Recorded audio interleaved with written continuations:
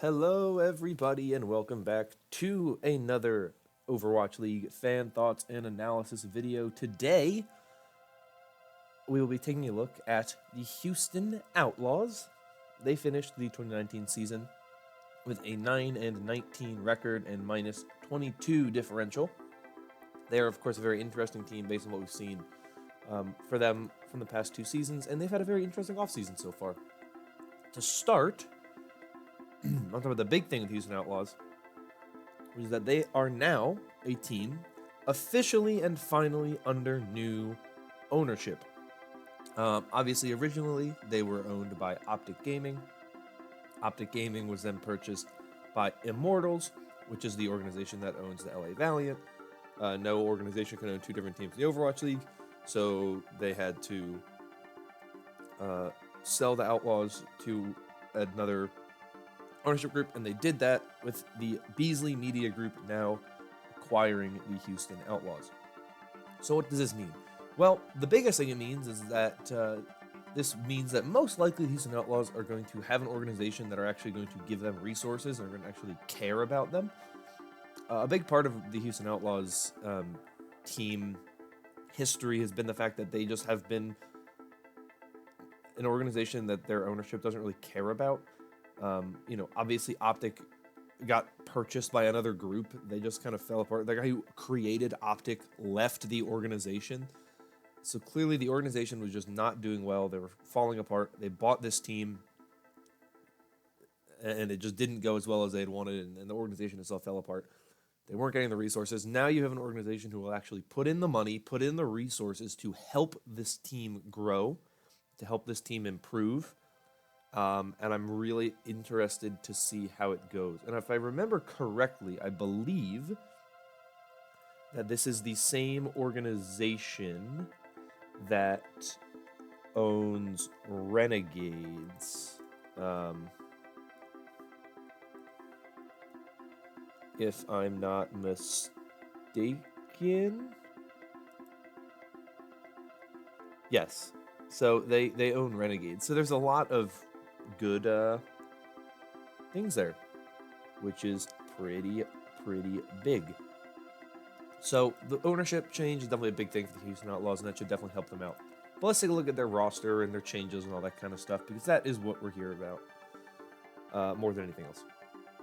So we'll talk about their coaching changes first. Their old head coach was Tae Rong with Hyun Woo as an assistant coach. Now they have Harsha as their head coach, of course, formerly of the Vancouver Titans coaching staff. He brings with him Hureg as a former player. Now he is an assistant coach, and he also brings with him Dream. I don't really know much about Dream, but that is someone else who he brought with him. Let's take a look at the roster and how this roster kind of works with Harsha, because I think bringing in Harsha is a really good. That's a good head coaching pickup. He was very impressive, and he looked very good throughout all of. He clearly did a good job with this team, the Vancouver Titans, and we saw a lot of what he did, and you can tell that he obviously was meaningful to that team when you have a player like Hureg join this coaching staff. You also have another former Vancouver Titans player on this roster who we'll talk about here in a second. So obviously he did a good enough job that people wanted to come join this team, which has always been like the American team. So it'll be interesting to see. I think that, though, this coaching staff is going to be a huge benefit for this team, and I think it's a really good pickup. When it comes to departures for this team, the only two players that left were Bonnie and Arhan. I believe Bonnie and Arhan were just two. There were only like three players that who were not under contract going into next season, or four actually: Dante, Boink, Bonnie, and Arhan. And now we can see who they decided to stick with. So let's start by looking at their DPS lineup, because this is one of the biggest parts of their roster, one of the most important parts of their roster. So their DPS, they hold on to all their DPS from last season. So they have Linkser, they have Jake, they have Dante, but then they also add Hydration and Blase. Now, I think The addition of Hydration is really, really good. The addition of Blase is also really, really good. But the addition of the two of them together is just weird because they do a lot of the same things. They play a lot of the same heroes. They're very similar in the way they play. They really are. So it's kind of weird to me that they decided to bring in both of them. There's a theory that maybe they had agreed to trade for Blase before they had managed to like secure Hydration, and they wanted to make sure they got one of those two players. I don't know, but it just seems weird to me. The thing with their DPS lineup is I don't think they need all five, especially when you have Hydration and Blase fill kind of the same positions. You have Jake, who is a big leader for this team, but also plays similar heroes to Hydration and Blase as well. But of course, it is somewhat different because his main tier that he's known for is Junkrat. But I mean, he also is playing the Pharah and whatnot, which Hydration and Blase are also playing, and they play a very similar hero pool. But Hydration and Blase also play a little more like flex tank, which I don't think they're going to need them to play flex tank. But there's some things there. But to me, Jake is kind of unnecessary, which I don't like saying because I like Jake as a player, and I think he's important for the Houston Outlaws fan base. But I think realistically, if you had to get rid of a DPS player, Jake would be the one who more than likely would probably have to go. But the Houston Outlaws said they weren't making any more moves this offseason. They have a 12-player roster, and they were just going to move with that, so I don't expect any more changes. I think if you needed to add another DPS player, I think I would have added a second hit scan DPS player. And then I think I would have had like Hydration and then another hit scan player, whoever that might be. But that's not the route they went. But I think Dante is a still perfectly fine player. He's a very good player. I think he'll do just fine on this roster. Linkser is obviously a very good player, but we've seen how Linkser has had inconsistencies in the past, and that's been one of the things that has held him back as a player, as he's had inconsistent games. So that's why I think it would have been not a bad idea to bring in a second hit scan player. But this is a very weird, just like roster with the DPS players that they have. Because in reality, like you have Dante, you have Jake, you have Hydration, you have Blase, who all play very similar heroes, not the same heroes. Dante, of course, is going to play more Sombra and Tracer. That's kind of his specialties, whereas you're not going to put him on Pharah, because you can put Hydration or Jake or Blase on Pharah. They have 3 flex DPS players, which is interesting. But the DPS lineup is definitely where this team is the strongest, but I still have some questions about it. But I think it's an improvement. I expect to see a lot of Dante Hydration or Linkser Hydration or Linkser Dante for the most part. But we'll see. We'll move on to the tank line now, which is also very weird because they have Muma as their main tank and their only main tank. And then in Flex Tank, they have Coolmat, Spree, and Meko. So they bring in Meko, formerly from the New York Excelsior. Very, very, very interesting. Didn't, for whatever reason, stick with a Korean team. I mean, this is maybe the only team that gave him a really good offer. Who knows? But very good pickup for them getting Meko. And I think when you look at what you have with Coolmat and Spree, like they were not very consistent. So I think that this is a good pickup. The problem is they have 3 flex tanks now, right? So they have just 2 flex tanks who will probably play very little, just taking up roster space. And obviously they were under contracts, can't really get rid of them without either trading them or paying them, but still releasing them. But I think when you look at they don't need Coolmat. Spree is a little more useful because he plays a good Zarya, and Meko's Zarya isn't the best. It's not bad, but it's not the best. But Coolmat is known for playing Diva. That's who he plays, and Meko is a far better Diva than Coolmat. So you don't really need Coolmat anymore. He will probably not play, like, at all. Meko is definitely a strong Diva, a very strong Diva. He's also got a strong Sigma, His Roadhog is pretty good, and his Zarya is pretty good. But Spree is known for playing Zarya, so I feel like if there's a very specific map where you're gonna need Zarya, or a meta you're gonna need Zarya, we may see a lot more Spree. But at the end of the day, Mecha may just end up being better. We don't know yet. But I think it's interesting they have 3 flex tanks and only 1 main tank. I have nothing against Moom. I think Moom is a very good player, but I feel like they need another main tank just to back him up. But they don't feel that way. I expect Muma to play just fine, and I expect Meko to play just fine as well. That's really where I think this team is going to go direction-wise. It's interesting that they have 3 flex tanks. They're not the only team that has that many flex tanks. The Shanghai Dragons also have that many flex tanks. But I think you have to make a move to try to get rid of some of these players. And definitely at the end of next season, like if there are player options for Coolmat and Spree, or even if it's just one of them, like if there's a player option for Coolmat at the end of the season, like I think you just have to let him go. Like it's a business, and you don't need him on the roster, and he's taking up a spot that you could have somebody else in. And they don't have an academy team, so they can't have like a 2-way player Coolmat, though he's also 30, so I don't think they'd want to make him a 2-way player. It'd be kind of weird. So who knows? It's a weird thing that they have going on here. Their tank line I think is fine. With Meko and Muma as the starters. But like I said, I think it would have been smarter to have 2 flex tanks and 2 main tanks, so you can have more options. Just because it's not a bad idea.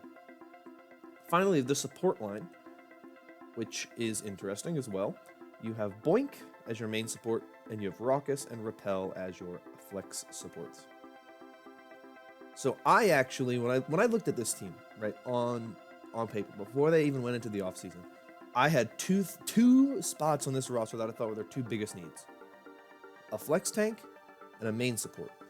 They got a flex tank. They didn't get a new main support. And it's where I think they should have gone. You look and there's a player like Jexa who's available, not on this roster. And they bring in Repel over Raucous, which is an interesting one, because I actually think Raucous has gotten a lot of hate for not a good reason. The Houston Outlaws, as an organization, right, have been in just this really bad place. They've been kind of dealing with things all on their own. They haven't had any help. They haven't had any resources. They just kind of had to do everything on their own. So when you look at the way that they played and they had some success, like, yeah, they did that on their own. And when you look at the way Raucous played during the World Cup, he was amazing. He played very, very, very well. And yeah, a lot of that was on Moira, but a lot of it was also on Ana. They played a lot of Ana compositions, which is Raucous' strongest hero in that flex support role. He's not a strong Zenyatta. He's a much stronger Ana.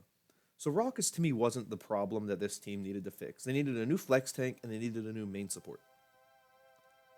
But they bring in Repel. Repel's a very good player. Of course, formerly of the Vancouver Titans. Didn't get the starting job over Twilight, but was still a very, very good, very solid player. Came from Element Mystic. So he's a good pickup for this team. Of course, he has that history with Harsha. I think he'll make this team better as a whole. I don't have a problem with Raucous, but I think Repel is better. That's not a bash on Raucous.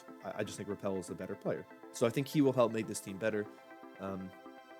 I think this support line is interesting, but to me, Boink is the problem here with the support line. Boink was never that impressive to me. He never looked that great to me. He was always kind of like a somebody. He was never like a big name buddy. He just never really impressed me. I mean, his Lucio, I guess, was okay, but just to me, he wasn't that great of a player.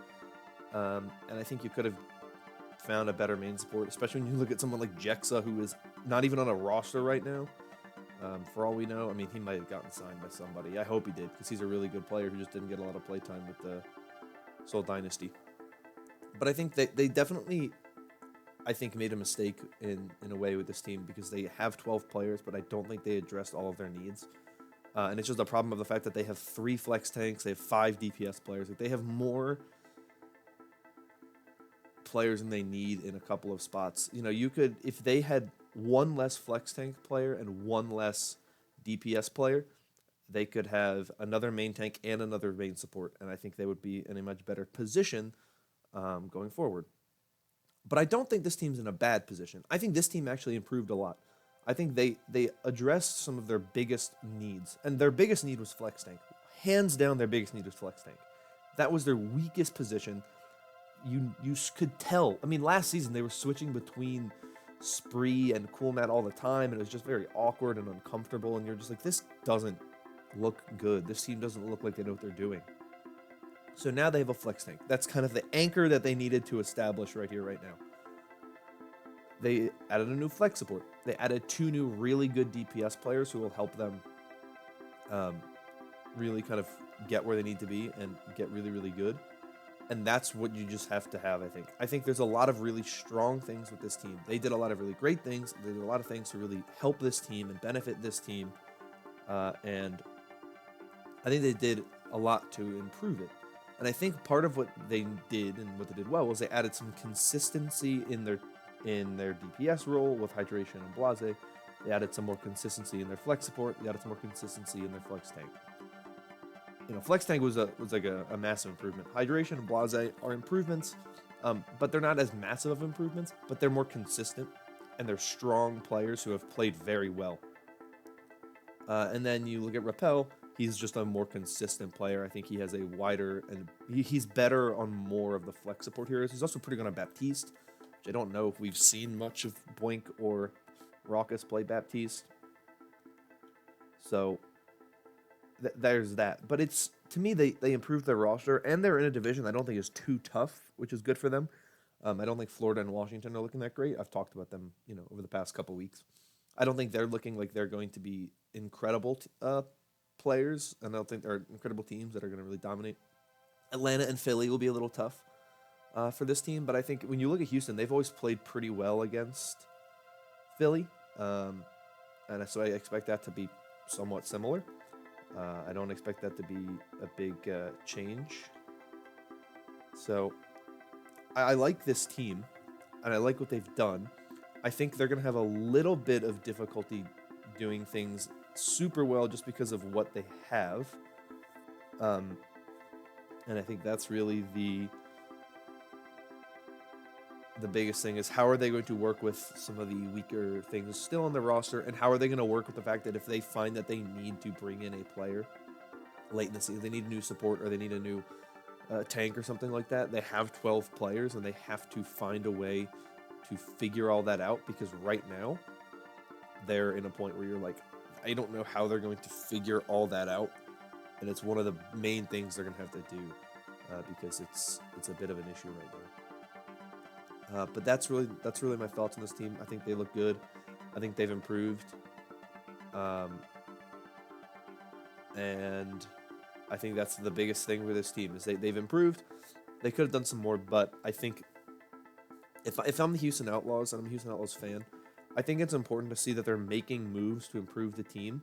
And they may not be really good in the 2020 season. They're going to try to be really good in the 2020 season, but they're making moves and putting themselves in position to make that 1 or 2 moves during the season or in next offseason to really boost themselves into being a really, really top team. And I think that's important. So that's my thoughts on the Outlaws. I think they're very good. I think they've done almost everything they need to do. They just have a slight more that they need to do before I think they are maybe not legit title contenders, but legit contenders to be in the playoffs and maybe even like make a run and make that surprise championship.